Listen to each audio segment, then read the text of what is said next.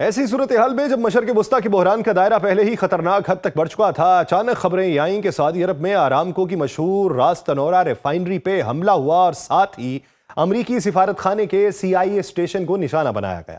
یہ حملے اتنے سنسنی خیز اور پیچیدہ تھے کہ دنیا کے ہر بڑے تجزیہ کار کو سوچنے پر مجبور کر دیا کہ اس وقت خطے میں ہو کیا رہا ہے۔ اسی دوران یہ خبر سامنے آئی کہ موساد کے اہلکار جو ہیں وہ سعودی عرب میں گرفتار ہوئے، جس نے معاملے کو اور بھی خطرناک اور سنسنی خیز بنا دیا۔ ایران نے اس حملے کی تردید کرتے ہوئے ایک طرف تو اپنے موقف کو واضح کیا، لیکن ساتھ ہی عالمی سیاسی منظرنامے میں الجھن اور شکوک کی فضا کو بڑھا دیا۔ ایک طرف امریکی اور اسرائیلی مفادات نشانہ بنائے گئے، دوسری طرف ایران نے فوری رد عمل ظاہر کیا اور ثالث ممالک اور بین الاقوامی برادری کے لیے یہ سوال کھڑا کر دیا کہ اصل حقیقت کیا ہے۔ آرامکو کی بندش نے عالمی تیل کی مارکیٹ پہ جھٹکا دیا ہے، CIA اسٹیشن پہ حملے کی خبر نے عالمی خفیہ ایجنسیوں کی ہڑبونگ بڑھا دی ہے، اور موساد کے اہلکاروں کے پکڑے جانے نے اس سب کو ایک ایسے سنسنی خیز اور سیاسی کھیل میں تبدیل کر دیا ہے جس میں ہر کھلاڑی اپنے مفادات اور حکمت عملی کے مطابق حرکت کرنے پر مجبور ہے۔ آپ سب پر سلامتی ہوں، میں یاسر رشید ہوں اور آپ دیکھ رہے ہیں سنو نیوز۔ ناظرین، مشرق وسطیٰ کی موجودہ صورتحال میں ایک سوال بار بار ابھرتا ہے اور سنجیدہ حلقوں میں زیر بحث ہے کہ اگر ایران نے بعض مواقع پر امریکی اہداف پر حملوں کی ذمہ داری کھلے انداز میں قبول کی، اگر اس نے خطے میں اپنے عسکری رد عمل کو چھپانے کی بجائے اسے طاقت کے اظہار کے طور پہ پیش کیا، تو پھر وہ کیوں کسی مخصوص واقعے بالخصوص سعودی عرب کی توانائی تنصیبات پہ حملے کی تردید کرے گا؟ کیا یہ تضاد ہے؟ کیا یہ حکمت عملی ہے؟ یا پس منظر میں کچھ اور عوامل کار فرما ہے؟ اس پورے معاملے کو سمجھنے کے لیے جذبات سے ہٹ کے سیاسی، عسکری، سفارتی اور معاشی پہلوؤں کو ایک ساتھ دیکھنا ضروری ہے۔ سب سے پہلے اس دعوے کو دیکھتے ہیں کہ ایران نے امریکی اڈوں یا مفادات پہ حملے کیے اور انکار نہیں کیا۔ ماضی میں بھی ایسے واقعات پیش آئے جب ایران نے براہ راست یا بالواسطہ کارروائیوں کی ذمہ داری قبول کی، خاص طور پہ جب وہ انہیں دفاعی یا جوابی اقدام کے طور پہ پیش کرنا چاہتا تھا۔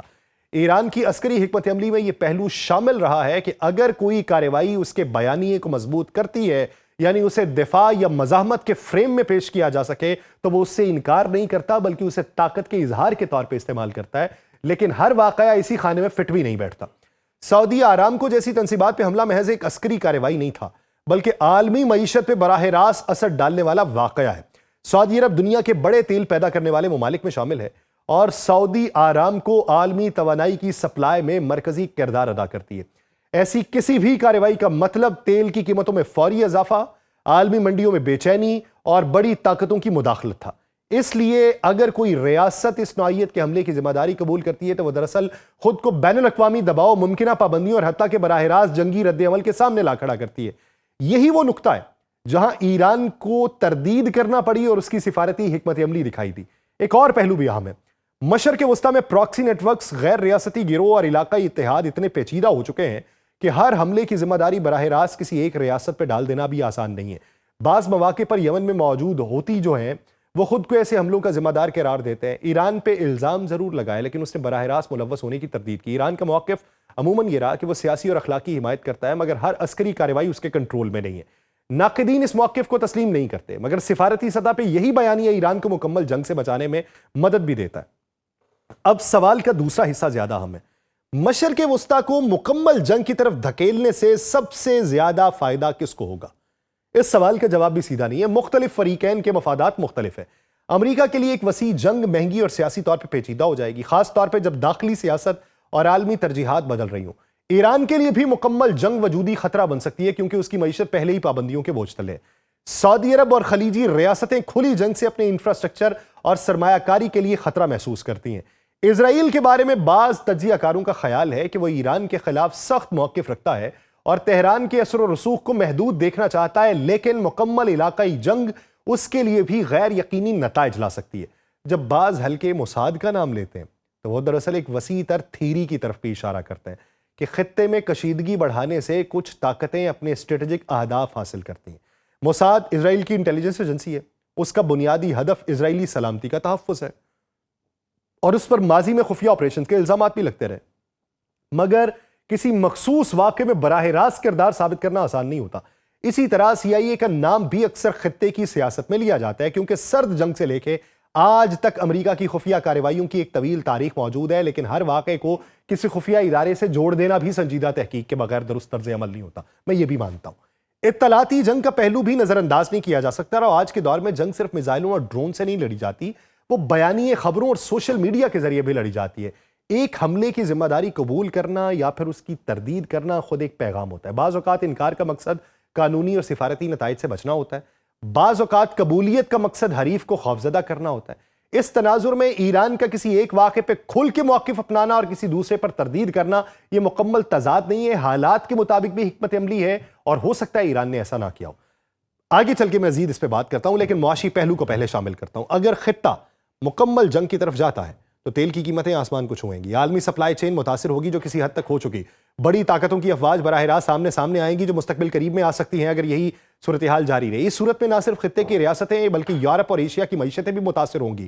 چین اور روس جیسے ممالک بھی اس توازن کو غور سے دیکھتے ہیں کیونکہ توانائی کی رسد ان کی ترجیحات میں شامل ہے، اس لیے مکمل جنگ کا فائدہ کسی ایک فریق کو یک طرفہ طور پہ نہیں ملتا بلکہ سب کے لیے خطرات پیدا کرتا ہے۔ یہ ممکن ہے کہ بعض واقعات میں معلومات نامکمل ہوں، دعوے سیاسی ہوں، الزامات فوری رد عمل کا حصہ ہوں، اور کسی بھی بڑے حملے کے بعد ابتدائی بیانات اکثر جذباتی فضا میں دیے جاتے ہیں، بعد میں ان کی نوعیت بدل بھی جاتی ہے۔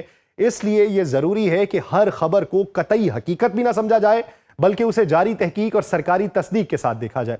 اب جب سرکاری تصدیق یا تردید کا منظرنامہ دیکھتے ہیں، ایران نے کی اور اس نے کہا جی ہم نے نہیں کیے، تو سوال یہ پیدا ہوتا ہے کہ خطے میں اور بھی بہت سی جگہوں پہ آئل ریفائنریز موجود ہیں۔ سب سے زیادہ غصہ یو اے ای کے اوپر نکالا، آئل ریفائنری پہ پھر بھی حملہ نہیں کیا۔ پھر غصہ قطر کے اوپر نکالا، آئل ریفائنری پہ تب بھی حملہ نہیں کیا۔ بحرین پہ نکالا تب بھی نہیں کیا، اور کویت پہ نکالا تب بھی نہیں کیا۔ عمان کے اوپر نکالا، کم نکالا لیکن وہاں پہ بھی نہیں کیا۔ تمام اہداف جو تھے وہ امریکی تھے، اور کلی طور پہ امریکی، مشترکہ نہیں۔ یعنی جو بھی ایئر بیسز ہیں مشترکہ نہیں ہے، کنٹرول امریکن کے پاس ہے۔ سفارت خانے ہیں، کنٹرول امریکن کے پاس ہے۔ ہیڈ کوارٹرز ہیں، کنٹرول امریکن کے پاس ہے۔ ریڈار سسٹم ہے، کنٹرول امریکن کے پاس ہے۔ رہائشی یونٹس میں جس کو نشانہ بنایا گیا، موساد سی آئی اے کے لوگ کہہ کے نشانہ بنایا گیا۔ سعودی عرب نے اس کا زیادہ غصہ نہیں کیا جو وہاں پر موجود ان کا جو اڈا تھا اس کو جو نشانہ بنایا گیا، وہاں پر موجود جو ان کا سفارتی دفتر تھا اس کو نشانہ بنایا گیا، سی آئی اے کے ہیڈ کوارٹر کو جو خطے کا ہے اس کو نشانہ بنایا گیا، اس کا غصہ نہیں کیا۔ آرامکو کے اوپر زیادہ غصہ کیا۔ آرامکو مشترکہ ہے، سعودی مفاد اس کے اندر زیادہ ہے۔ امریکہ کا مفاد موجود ہے لیکن سعودی مفاد اس کا زیادہ ہے۔ یہ مشترکہ مفاد تھا جو خطے میں سب سے زیادہ جس کو نشانہ بنانے کی کوشش کی گئی، تو یوں اگریشن جو ہے وہ سعودیہ کا دیکھنے کو ملنا تھا۔ تو اس وجہ سے یہ سوال یہ پیدا ہوتا ہے کہ جب خطے میں دیگر ممالک کو اس طرح نشانہ نہیں بنایا تو سعودیہ کو نشانہ کیوں بنائے گا؟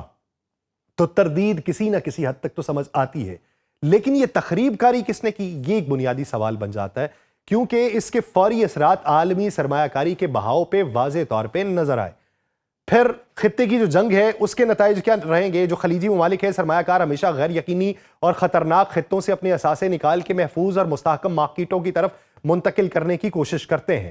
مشرق وسطیٰ کی موجودہ کشیدگی نے اسی رویے کو بھڑکایا ہوا ہے۔ سب سے پہلے وہ سرمایہ کار اپنے فنڈز اور اثاثے زیادہ مستحکم ممالک میں منتقل کریں گے جن میں شمالی امریکہ کے بڑے اقتصادی مراکز سر فہرست ہیں۔ New York, Chicago, San Francisco, Toronto, Vancouver جیسے شہر مالیاتی سرمایہ کاری، ریئل اسٹیٹ اور ٹیکنالوجی سیکٹر میں سرمایہ کاری کے لیے اولین ترجیح بن جائیں گے سب منظرنامے کے بعد۔ ان شہروں میں stock markets, real estate funds, technology companies میں سرمایہ کاری بڑھنے کے آثار آئیں گے کیونکہ امریکہ تمام حملوں کی دسترس سے باہر ہے، کیونکہ سرمایہ کار اپنے سرمایہ کو کم خطرے والے ماحول میں محفوظ کرنا چاہیں گے۔ اس دوران سرمایہ کاری کا یہ بہاؤ نہ صرف مقامی مارکیٹس کو فائدہ پہنچائے گا بلکہ امریکی ڈالر کی طلب اور مضبوطی میں اضافہ کر دے گا، جس کا اثر عالمی مالیاتی نظام پہ براہ راست پڑے گا۔ سرمایہ کار اپنے فنڈز کو امریکی ٹریجرز، بانڈز اور بڑی مالیاتی اداروں میں منتقل کریں گے۔ اس کے ساتھ ساتھ نارتھ امریکہ کے سرمایے سے فائدہ اٹھانے والی انڈسٹریز جیسے ٹیکنالوجی، توانائی، انفراسٹرکچر بھی ترقی کی راہ پہ گامزن ہوں گی۔ اس دوران مشرق وسطیٰ کے ان ممالک کو جو سرمایہ کاری کھو چکے ہیں شدید مالی نقصان پھر بھگتنا پڑے گا، کیونکہ ان کی معیشتیں غیر ملکی سرمایہ کاری پہ منحصر ہیں۔ ریئل اسٹیٹ، توانائی، بینکاری کے شعبے سب سے زیادہ متاثر ہوں گے۔ سرمایہ کار اپنے سرمایہ کو ایسے خطوں سے نکالیں گے جہاں سیاسی خطرات زیادہ ہیں، واپس ان ممالک میں منتقل کریں گے جو مستحکم قانون پہ مبنی اور عالمی سطح پہ معتبر ہیں، اور اس کے ساتھ شمالی امریکہ میں سرمایہ کاری بڑھنے کا اثر صرف مالی نہیں رہے گا بلکہ ٹیکنالوجی، ایجادات اور سٹارٹ اپ کلچر میں نمایاں اضافہ ہوگا۔ اس وقت جو وہاں پہ باتیں کی جا رہی ہیں کہ یہ شعبے متاثر ہمارے ہوئے ہیں، یہ سرمایہ کاری امریکہ اور اس کے اتحادیوں کے لیے نئے منصوبوں، تحقیق و ترقی اور تکنیکی اختراعات میں استعمال ہوں گے، جس سے وہاں کی معیشت اور روزگار میں مواقع مزید بڑھ سکتے ہیں۔ مشرق وسطیٰ کے خطے میں جو سرمایہ کاری نکل جائے وہاں کے کاروباری اور صنعتی شعبے جو شدید دباؤ کا شکار ہوئے، جو طویل مدت میں اس خطے کی اقتصادی اور سیکیورٹی پالیسیز پہ اثر ڈالتے رہیں گے، تو اس تناظر میں دیکھیں کہ سرمایہ کار کا یہ منتقل ہونا ایک قدرتی رد عمل ہے یا غیر قدرتی۔ اس کے نتیجے میں نارتھ امریکہ کی اقتصادی مراکز اور بڑی کمپنیاں زیادہ جو فائدہ اٹھائیں گی جانبداری سے یا غیر جانبداری سے۔ ان شہروں میں مالیاتی مارکیٹس میں نمو جو ہے وہ ریئل اسٹیٹ کے شعبے میں ترقی یا ٹیکنالوجی سیکٹر میں سرمایہ کاری کے ذریعے مسلسل مستقبل میں اگر فائدہ ہوگا تو کیوں ہوگا؟ عالمی سرمایہ کار اس فیصلے سے وہ لوگ اور ممالک جو محفوظ اور مستحکم سرمایہ کاری چاہتے ہیں وہ متاثر ہوں گے یا فائدہ اٹھائیں گے؟